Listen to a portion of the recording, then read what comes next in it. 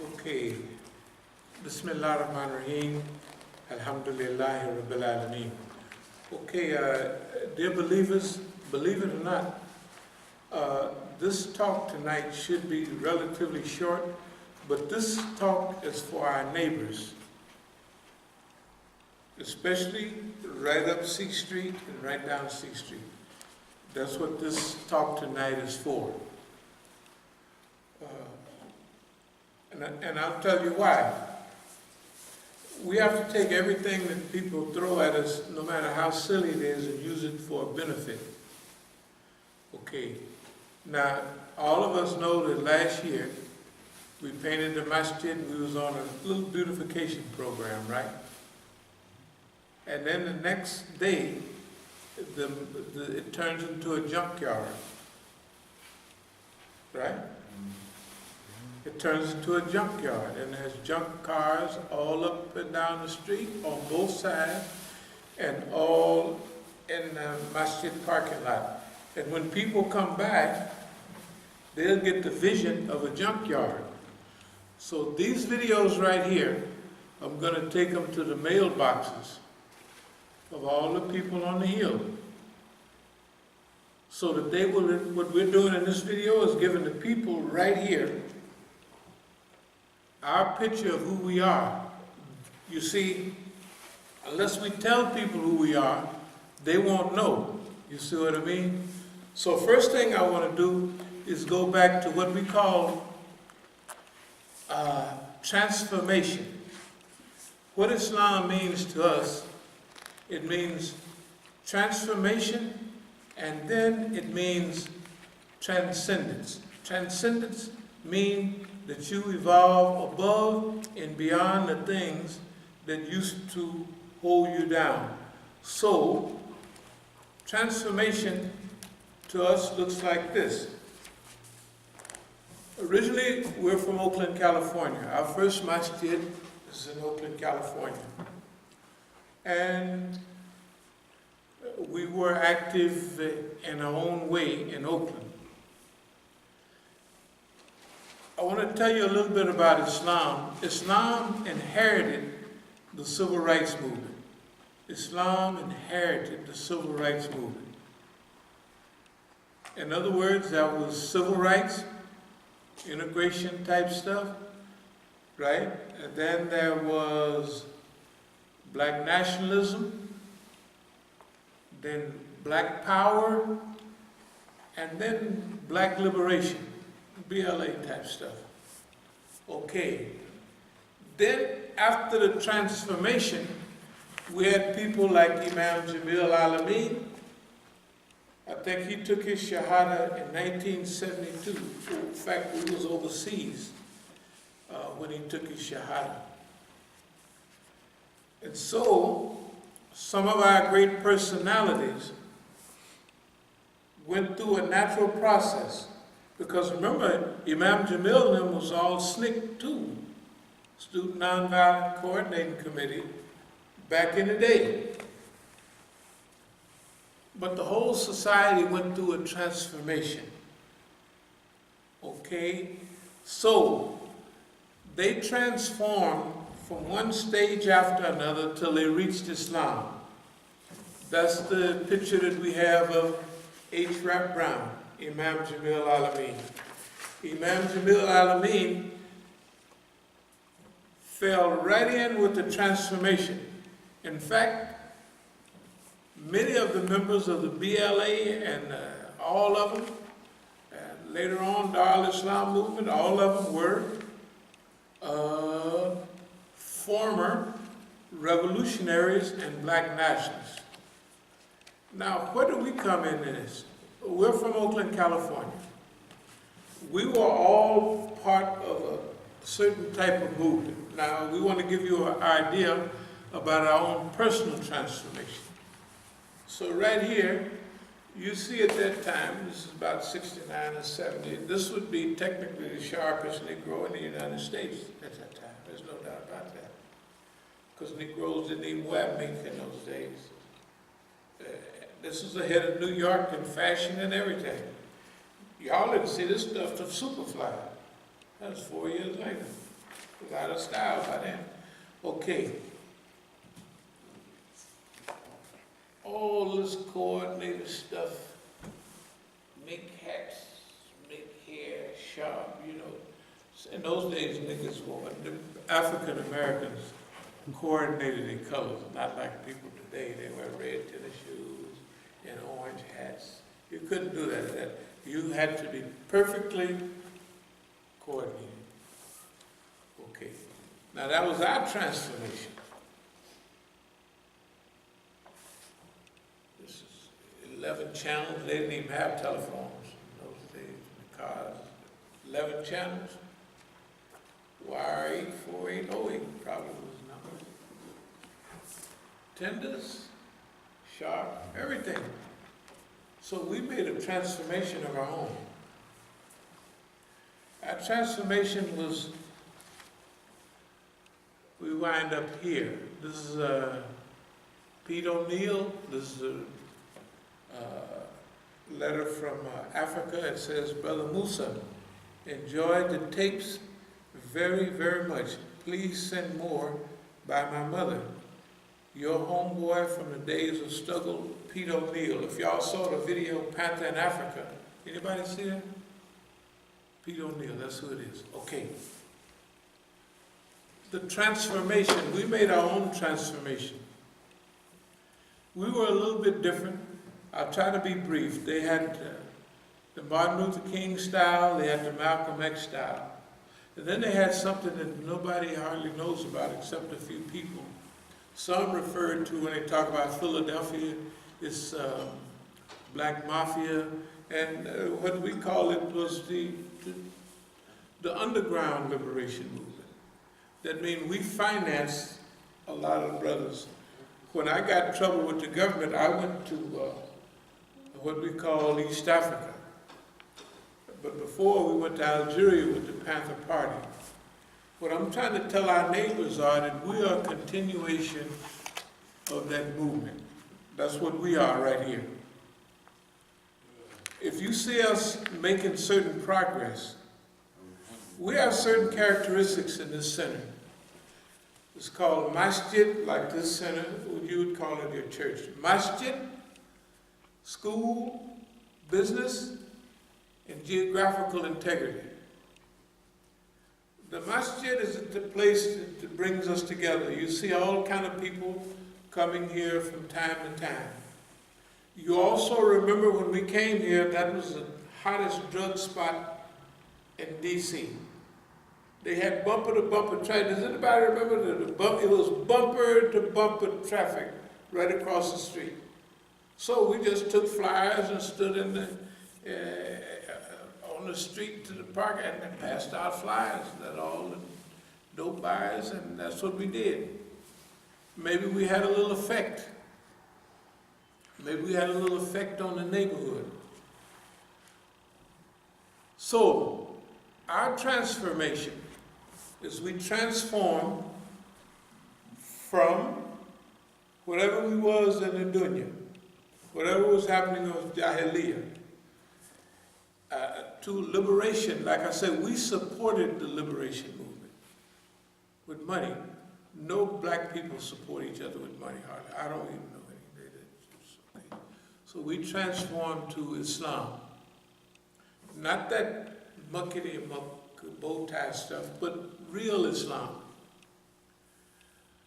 But we cooperate with Muslims all over the world, but we're independent.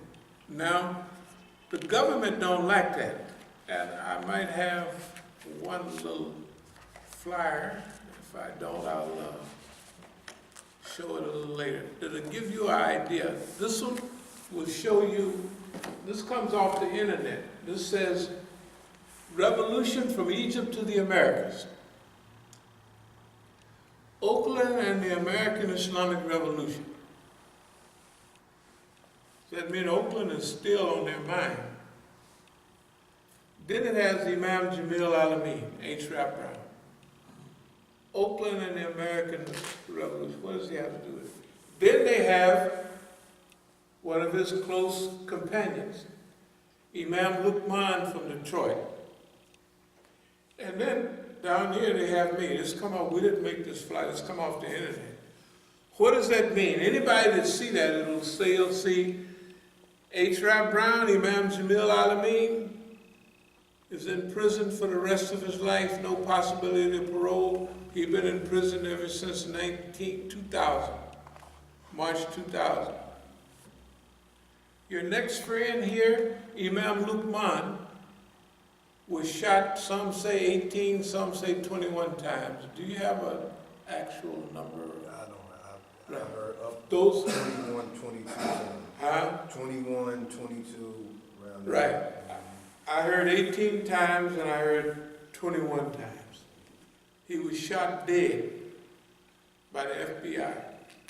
Did they have my picture on there? What is my picture there?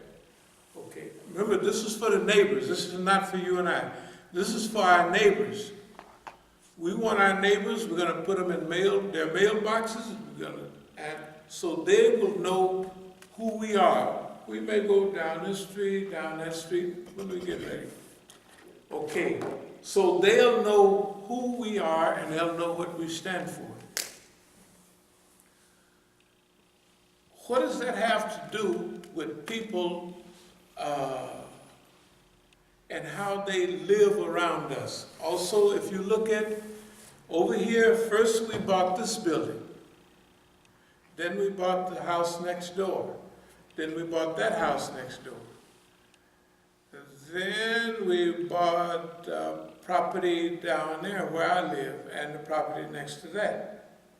Then we bought the lot over here, that big lot on the corner of C Street. Okay. That means, remember, Masjid, business, school, geographical integrity. That means we live close together. Now, most people buy their property on time. We own all our property, the property here and the property over on 8th Street where we was. So we want to let you know who we are and where we're coming from.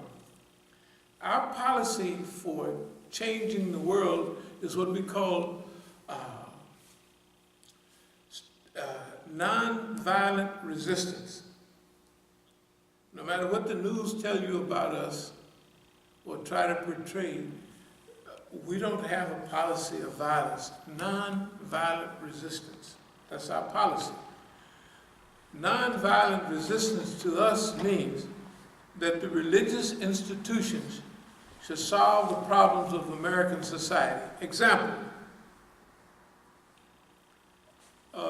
we'll use some of our property for homeless, middle income free. So we'll turn it into a place for the homeless. We may choose homeless first. Some other church or masjid, if they feel like it, may take the drug treatment thing. You see what I mean? But we believe that the problems of society, we should leave the government alone, solve them ourselves. That's the job of religion. Now, our homeless, we're not going to call it shelter, we'll start at 3 stars or 3.5 stars. Moving to 4 stars. We're not going to have a place where you just slop food on that tray. Stuff like that. The people work there going to ask, Mr. So-and-so, what would you like? We have a la carte. We have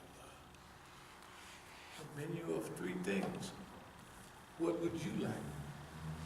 What type of drink would you like? Would you like homemade mango juice? Real mango juice. Would you like a date shake? Right? We're going to start off at 3.5 stars, moving toward 4.5 stars. Why? We're dealing with people who've never been treated like a human being before. Load them in a homeless shelter and slop in that gruel or mush or whatever it is, enough to keep them alive, right? and they have all them government jobs, right? So we should treat people like we would like to be treated, right? So our goal right now is to move religions. Church, we believe the church should begin to practice the practices of Jesus Christ himself. The poor, the hungry, the needy. Blessed are the poor, blessed are the meek. Right? All of that. Remember the Sermon on the Mount? So if we could talk the religious establishment into affecting the world, remember the churches we have. Suppose 30% of the churches in D.C. went for homelessness and went for that. You'd wipe out that problem. Isn't that right? We would wipe out the problem. But our people, we have forgotten, it's not only the Christians, the Muslims have forgotten that the Prophet Muhammad, peace be upon him, had Ali Sufa in the Masjid in Al-Madinah. Right? And the early church would feed and house people. This is what we're pushing. This is our revolution. This is nonviolent resistance. If we can get the middle class religious establishment to spend their money on resolving the problem instead of high-priced where they live and all of that, right? Imagine that they keep their same choir uniforms for the next 10 years. No more. Do you know how much money they raise? You been to a big church? Dear friends, we're gonna need $50,000 for the senior choir, right? And they don't be turning flips and jumping up and down. They said like $50,000 for the clothes the choir gonna wear. That's the senior choir. Then they got a junior choir, then the big church got an intermediate choir, they got 4 choirs at least, right? We've been to church. Suppose the preacher changed his BMW and Benz, some even still drive Cadillacs, for what? For Volvo, Volkswagen, or something to get around. Can you imagine Jesus driving in, leaning to the side? Think about it. What my partner's got them 750s BMWs, the big ones. Some of them in LA got them old time Grand 600 Benzes, 2 sunroofs, good God Almighty, 2 back seats. A waste of money. What we're saying is, let's speed up a little bit. We want to solve the problems of our society. Let the government do what it wants. Start all its wars and sell all this war material. We'll solve the problems of society. That's what religion was for. You know, even in Judaism, have anybody ever heard of gleaning? Gleaning is like if this masjid is a farm or a crop, and it's all corn. Gleaning means that the owner could not harvest the corners. None of the corners. The corners is left for the poor, so the poor can go out and harvest the corners of the field. That's what gleaning is. That's a part of the religion. So technically the poor would never go hungry because there's always enough in that corner, right, to feed the poor. Okay, now, we also want to let you know that we're not just everyday Negroes. Okay, I'll just show you. This is the president that the Americans hate more than anybody. I mean, John, they hate him. Here's the Negro right there. This is a personal visit in Tehran. You know, like this homeboy. There's no American ever had a picture. I've never seen an American with a picture of the Rahbar. Never. That's the supreme leader. I've never even seen an American with a picture of the Rahbar. There is no American. I haven't seen it. Maybe there's one. This didn't start last week. These pictures, look at here. This one, my beard was solid black. What do they think, the movement think about what we're trying to do?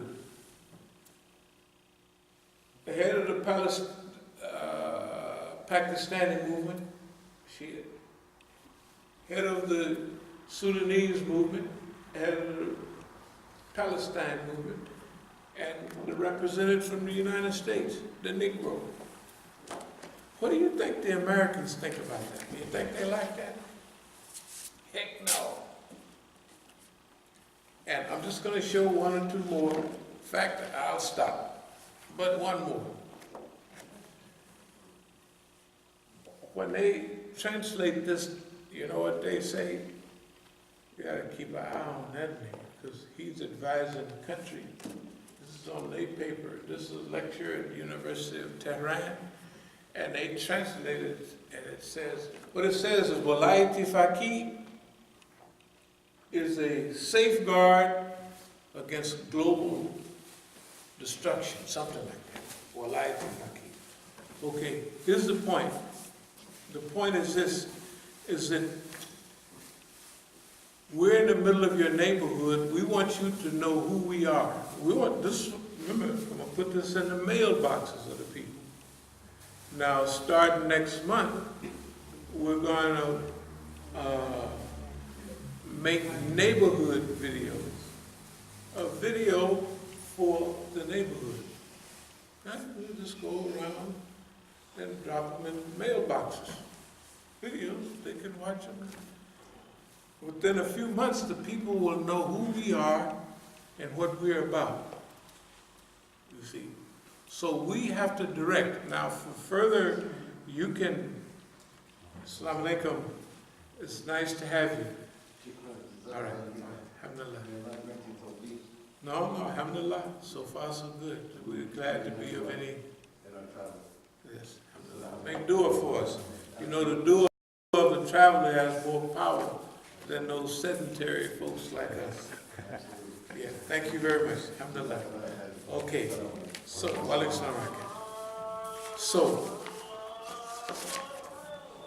this video, as I said, is for the people in the neighborhood. We want them to know who we are and where we're coming from. We want to be, as we have been, an asset to the community. Now, when you see us go on a beautification project, and then you see next door, 4481, right? Turns it into a junkyard. Now, I've had a few cars over the years out there. I don't last 2 days without 100,000 tickets. When you can park them many cars, hanging on trucks, upside down, all that crap, that means somebody wants, they want our community to look like backwards junkyard people. I'm telling you, that's whoever does that is trying to practice perception management. The reality is we're organized, self-sufficient, progressive, and we want to be a model in our community. That's what we're going to do. We want to be a model in our community. So anytime, everyone here knows what's happening. But for instance, if you see us in the middle of the hot summer paint the masjid, and the next day, the real junkyard is closed down and they turn that in, stuff in parked there. Sold trucks with junk on the back. Stuff by my house with junk on the back. You can't do that in D.C. They'll be able to snatch that stuff so fast unless they want you to do that. So anytime anybody do something, we're gonna let them go for about 2-3 days, then we're gonna turn it into a benefit. Without somebody doing that, we would have no reason to make this video to tell you what's going on. Every time the system, now remember, they don't like, do you think the system likes Negroes that meet people in the world that they can't meet? Their Secretary of State can't even get an interview. And the Negro laughing and talking, yeah, you think they like that? Heck no, they don't like it. Because they don't like nobody that's not under their control. So, dear believers, that's what this video is for. In the future, we will make more videos, and that's our dawah or our call. We just go and put free videos in mailboxes. They can look at them or they can throw them away. It's up to them. But eventually, the people gonna know where we're coming from. This message is for C Street, the people right up there, because they see it all the time. We came here to improve our area, not make it a junkyard. So when you see a junkyard next to us living on the property that we own, that means they're not following the criterion for what we call community building. Just a few more notes before closing.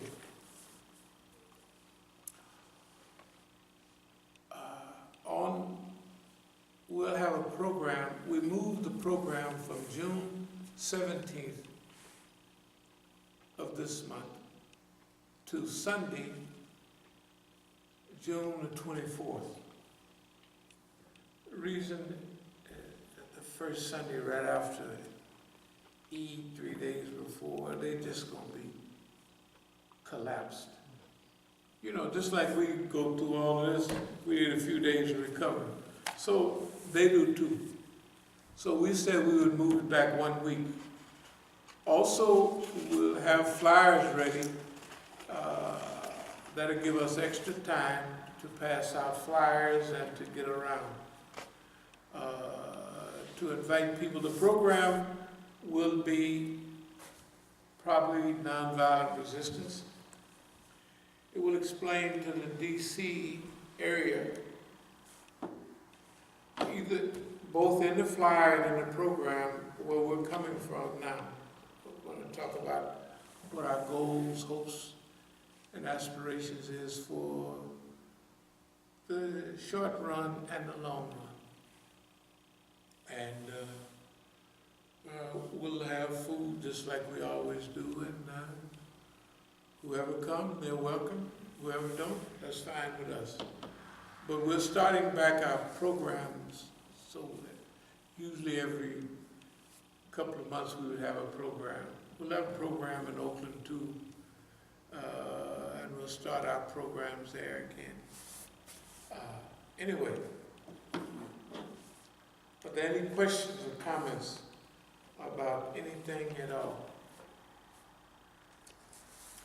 We're also going to teach them what As-Sabiqun Liberation Organization is, what the As-Sabiqun Liberation Movement is.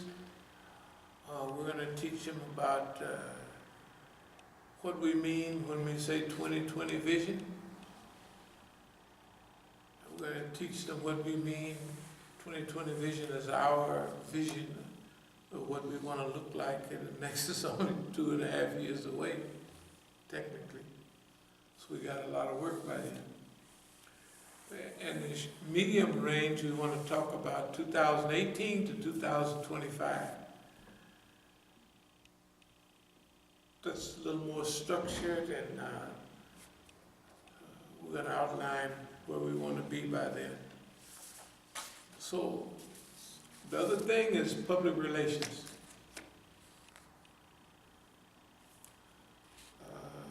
Some of the talks may have been a little challenging, but no matter how right you are, you have to deliver the message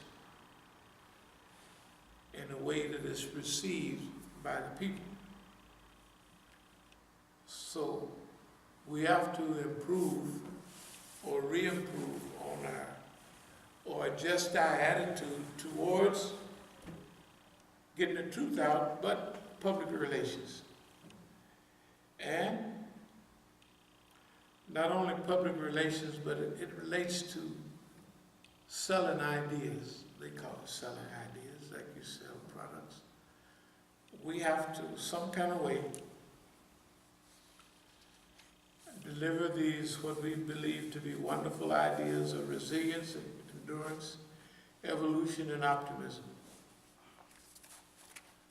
And what we have dealt with as far as our history, longevity, focus, how do we stay focused all these years? Determination, self-reliance, even utopianism. How do you dream in an environment that's void of dreams and visions?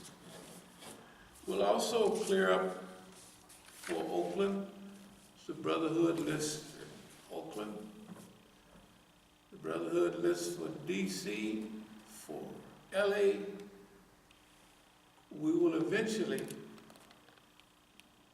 ask the questions about all of the people. Remember, the first part of this video is for our neighbors, the last part is for us. But we don't want to be overbearing. So are there any questions, are there any comments? Is there any way that we can get feedback once you pass these out? Is there a way that we can get feedback from the neighbors? The neighbors will they give us feedback already. They give us feedback by, they watch stuff we do. Those gardens may not be meant for other people, but people, they know what the gardens mean. And they see people, we didn't do one now. I'll probably do one in the next few days, just haven't had time. It'll be late, but it'll still be blooming in August, maybe September, so on. We just won't be able to do 2 gardens like we usually do. So they see people coming by taking pictures of those flowers and tall sunflower seeds. So the people know what we're about. But we want to clarify, because we never talk to them personally about this is what we're about and this is where we're coming from. You see what I mean? That's what this video is about. So we'll get feedback right away. People will come by like they already do. The people, they're proud of us. The people know something's going on. They knew what it was before. They knew, everybody on the hill, they knew this building sat here from 1982 until we bought it. It was just a big building sitting on the corner, an eyesore with nobody by it. 1982, it was here for 16 years. It was here ever since I've been here. It was old, but I remember just passing by this building. They saw us buy it. They saw us move in and have an effect, a quiet, subtle, good effect. They watched the school. They watched the orderly running the school, and the kids exercised by running up their hill. All the people up on the hill I talk to, if you see them in the store, old fellow over there, or if I'm just going up the hill, I say, yeah, you're doing good there, youngster. I say, yeah, I'm just 73 running up the little hill. Sometimes you can't get to the trail. I say, yeah, I'm 80 years old. I said, man, you're 80 years old, shoveling all of that snow. I said, you're my hero. And which is true, right? So everybody, we have excellent, we'll get instant feedback. And then they'll also go on the internet and they'll look up the name, Masjid al-Islam, abdul-alim, Musa, they'll type that in. And they can keep going. And they'll say, oh. So, remember, we talked about from Baltimore to Richmond. Well, that's what this means. First, we do right up the street. Then the next, we do a video specially designed for right around here. And we pass it out however much we want. Then we go to bigger. See, now remember, all the programs, things that the society is doing, we'll be in on. Okay, akula kali hada, astaghfirullah li wa lakum. Thank y'all very much. Okay, I'll say a couple of things.